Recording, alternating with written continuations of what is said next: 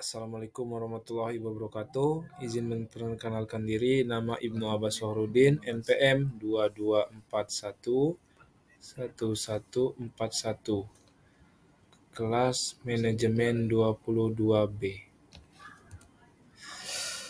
Dasar statistik. 1. Data.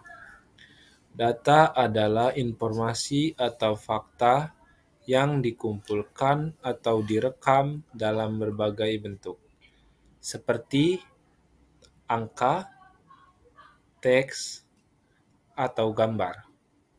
Data merupakan bahan mentah yang digunakan dalam analisis statistik. Dalam konteks ini, kita akan memahami definisi data dan mengidentifikasi dua jenis data utama, data kualitatif dan data kuantitatif. Yang kedua, populasi. Populasi adalah keseluruhan subjek atau elemen yang menjadi fokus analisis statistik. Misalnya, jika Anda melakukan penelitian tentang penduduk sebuah kota, populasi akan mencakup semua penduduk kota tersebut. Bab ini akan menjelaskan konsep populasi dan mengapa pemahaman tentang populasi penting dalam statistik. 3. Sampel. Sampel adalah subset atau sebagian kecil dari populasi yang dipilih untuk mewakili populasi. Pengambilan sampel adalah langkah-langkah penting dalam statistik karena seringkali tidak praktis atau ekonomis. Untuk mengumpulkan data dari seluruh populasi, bab ini akan membahas definisi sampel dan menggarisbawahi pentingnya pengambilan sampel yang baik untuk mendapatkan hasil statistik yang dapat dipercaya. 4. Penyajian data. Penyajian data melibatkan cara mengorganisasi dan menyajikan data agar mudah dipahami. Dalam bab ini, kita akan mempelajari penggunaan tabel dan diagram sebagai alat utama dalam penyajian data. Jenis-jenis diagram seperti diagram batang, diagram lingkaran, dan diagram garis akan dijelaskan. Penyajian data yang baik sangat penting dalam menyampaikan hasil analisis statistik kepada orang lain. Jenis data.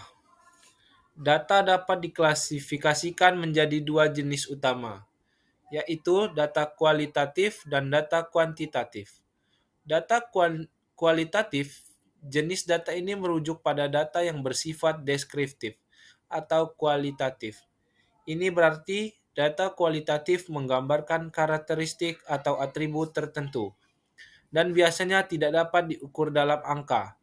Contoh data kualitatif termasuk jenis kelamin, warna mata, merek produk, atau status pernikahan.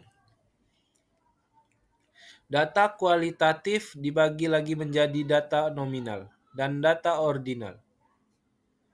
Data nominal hanya mengkategorikan elemen dalam kategori tanpa urutan, sedangkan data ordinal mengurutkan elemen dalam kategori dengan tingkat atau tingkat relatif.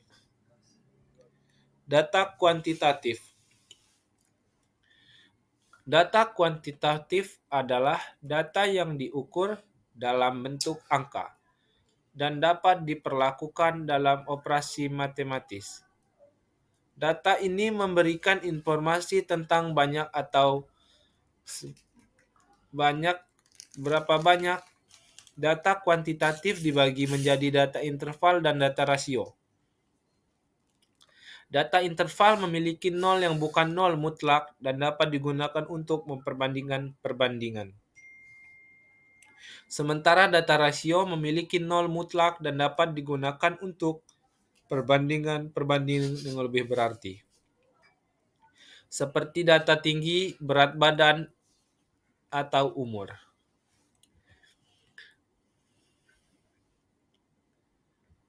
Pentingnya populasi dan sampel. Populasi merujuk pada seluruh kelompok atau elemen yang menjadi fokus dalam studi statistik. Dan pemahaman tentang populasi adalah landasan untuk membuat generalisasi yang kuat dan dapat diandalkan tentang karakteristik atau fenomena yang ada dalam populasi tersebut. Namun, seringkali mengumpulkan data dari seluruh populasi menjadi tidak praktis atau mahal. Inilah saat penting sampel menjadi jelas. Sampel yang merupakan subset dari populasi memungkinkan kita untuk mengambil representasi yang cukup untuk analisis statistik dengan menggunakan sumber daya yang lebih efisien. Namun, penting untuk memilih sampel dengan bijak, sehingga sampel yang digunakan mencerminkan karakteristik populasi dengan baik. Sampel yang baik membantu mengurangi bias dan kesalahan dalam analisis statistik, sehingga kesimpulan yang diambil dari sampel tersebut dapat digeneralisasi ke seluruh populasi dengan tingkat keyakinan yang lebih tinggi. Pengambilan sampel. Proses pengambilan sampel. Pengambilan sampel adalah proses pemilihan sekelompok elemen atau individu dari populasi yang akan digunakan untuk mewakili seluruh populasi. Ini adalah tahap penting dalam analisis statistik. Dan prosesnya melibatkan langkah-langkah seperti menentukan ukuran sampel yang diperlukan, memilih teknik pengambilan sampel, dan pengumpulan data dari sampel. Proses ini perlu dilakukan secara hati-hati dan tepat. Contoh teknik pengambilan sampel. Dalam bab ini, Anda akan mempelajari beberapa teknik pengambilan sampel yang umum digunakan, termasuk sampel acak sederhana. Dalam metode ini, setiap elemen dalam populasi memiliki peluang yang sama untuk dipilih. Sampel berstrata populasi dibagi menjadi beberapa strata. Dan kemudian sampel diambil secara acak dari masing-masing strata. Sampel berkelompok. Populasi dibagi menjadi kelompok-kelompok yang lebih kecil. Dan satu atau beberapa kelompok dipilih secara acak untuk menjadi sampel. Penyajian data. Penggunaan tabel dan diagram dalam statistik. Penyajian data adalah cara untuk mengorganisir dan mengkomunikasikan data dengan cara yang mudah dan dipahami. Dalam statistik, tabel dan diagram adalah dua alat utama yang digunakan tujuan ini. Tabel adalah tata letak berbasis teks yang digunakan menyusun data dalam bentuk baris dalam kolom. Sementara diagram adalah representasi visual data. Jenis-jenis diagram. Dalam bab ini, Anda akan memahami berbagai jenis diagram yang umum digunakan dalam statistik, termasuk diagram batang atau bar chart. Digunakan untuk menggambarkan data kualitatif atau kuantitatif dalam bentuk batang atau kolom vertikal. Ini membantu membandingkan data di antara kategori atau grup. Diagram lingkaran, pie chart, digunakan untuk menggambarkan proporsi dan data sebagai bagian dari keseluruhan. Cocok untuk data kualitatif yang memilih kategori eksklusif. Diagram garis, line chart, digunakan untuk menggambarkan tren perubahan data seiring waktu.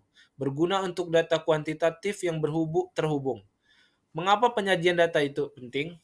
Penyajian data yang efektif membantu audiens untuk lebih mudah memahami dan menafsirkan informasi. Ini juga membantu dalam merangkum data yang kompleks menjadi bentuk yang lebih sederhana dan mudah dicerna. Dalam konteks statistik, penyajian data yang baik juga membantu dalam pengambilan keputusan dengan memberikan pandangan yang jelas dan visual tentang informasi statistik. Data nominal.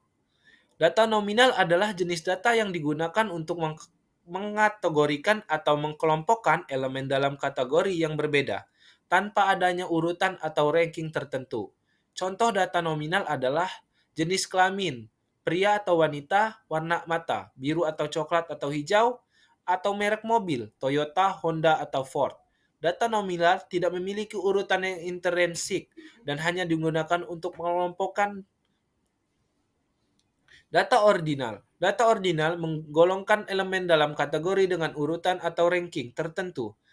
Tetapi, perbedaan antara kategori tersebut tidak memiliki arti angka yang konstan. Contoh data ordinal adalah tingkat kepuasan sangat puas, puas, puas tidak puas, atau kelas sosial tinggi, menengah, rendah. Meskipun ada urutan, selisih antara kategori-kategori ini tidak memiliki interpretasi yang baku. Jenis data, data interval. Data interval adalah jenis data yang memiliki urutan dan selisih antar nilai memiliki arti angka yang konstan. Selisih antara nilai-nilai ini memiliki interpretasi yang baku. Tetapi tidak ada nilai nol yang benar-benar mutlak. Contoh data interval adalah suhu dalam derajat Celcius, di mana selisih antara 10 derajat Celcius dan 20 derajat Celcius adalah sama dengan selisih antara 20 derajat Celcius dan 30 derajat Celcius. Tetapi nilai 0 derajat Celcius tidak berarti tidak ada suhu sama sekali. Data rasio. Data rasio adalah jenis data yang memiliki urutan selisih antara nilai dengan interpretasi yang baku. Dan nilai 0 yang merupakan 0 mutlak dalam data rasio. Nilai 0 berarti tidak ada yang sesuatu diukur. Contoh data rasio adalah tinggi badan dalam sentimeter, berat badan dalam kilometer, atau umur. Dalam kasus ini, nilai 0 berarti tidak ada tinggi badan, berat badan, atau umur sama sekali. Kesimpulan, data adalah inti dari segala hal, dan pemahaman yang kuat tentang konsep-konsep dasar seperti jenis data. Pengambilan sampel dan penyajian data adalah kunci untuk membuat keputusan yang baik dan menganalisis dunia yang semakin diperkaya dengan data. Dalam pengambilan keputusan yang berlandaskan data, pemahaman yang mendalam tentang data memberi kita keunggulan dalam mengidentifikasi tren, memahami pola, dan membuat prediksi yang lebih baik. Dengan kesadaran tentang jenis data yang kita hadapi, kita dapat memilih analisis yang sesuai dengan memanfaatkan data sebaik mungkin. Semua ini mengiklami kita untuk terus belajar dan menggali lebih dalam analisis statistik.